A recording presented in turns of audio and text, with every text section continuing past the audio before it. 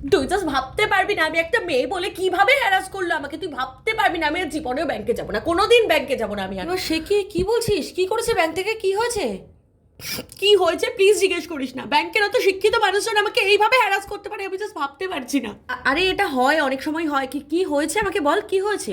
আচ্ছা তুই আমাকে একটা কথা বল, আমার দেখে কি অশিক্ষিত মনে হয়? মনে হয় আমি পড়াশোনা শিখিনি? একটা গ্র্যাজুয়েশন পাস করা মেয়েকে ওরা অপমান করবে? সাহস পায় কোত্থেকে? না না, একদমই ঠিক করেনি, একদম ঠিক করেনি। আর হ্যারাস করা তো একদমই কাজের কথা নয়। বাট কি হয়েছে আমাকে একটু বল, কি হয়েছে? কি হয়েছে আর জিজ্ঞেস করিস না তো, অনেক বড় কিছু একটা হয়েছে, মারাত্মক কিছু একটা ঘটে গেছে আজ আমার সাথে। হ্যাঁ মানে বুঝতে পারছি, কিন্তু কি হয়েছে না বললে তো আমি বুঝতে পারবো না। তুই আমাকে বল কি হয়েছে, কি হয়েছে বল। আমি আর জীবনে ব্যাংকে যাবো না, আমি আর কোনো দিন ব্যাংকে যাবো না। ওরা যেটা করেছে আজ আমার সাথে সেটা একদম ঠিক করেনি, একদম ঠিক করেনি। আচ্ছা কি করেছে বলবি তো? এত কথা বলে কি লাভ? আমি তো বুঝতেই পারছি না কি করেছে, আমায় বল কি করেছে ওরা। আর কি করেছে, আমার নামে একটা টাকা আসার কথা ছিল, সেটা ওরা ব্যাংকে ঢোকাবে না। কেন না, ব্যাংক অ্যাকাউন্টে বাবা মায়ের নাম আছে, আমার নাম নেই, তাই। ও মানে তুই চাইছিস টাকা আসবে তোর নামে, কিন্তু সেটা ঢুকবে বাবা মায়ের অ্যাকাউন্টে?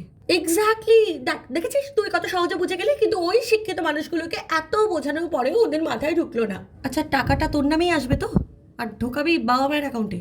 এক্স্যাক্টলি, আর তুই বল আমি কি এখন ওদের জন্য ডিএনএ টেস্ট করাবো? আমাকে এখন এই বয়সে এসে প্রমাণ করতে হবে ওরাই আমার বাবা মা? তোকে কিচ্ছু প্রমাণ করতে হবে না রে, তুই জাস্ট এই বয়সে এসে নিজের নামে একটা অ্যাকাউন্ট খোল, তাহলেই হবে। জ্বালাতন যত সব। ফোন রাখ।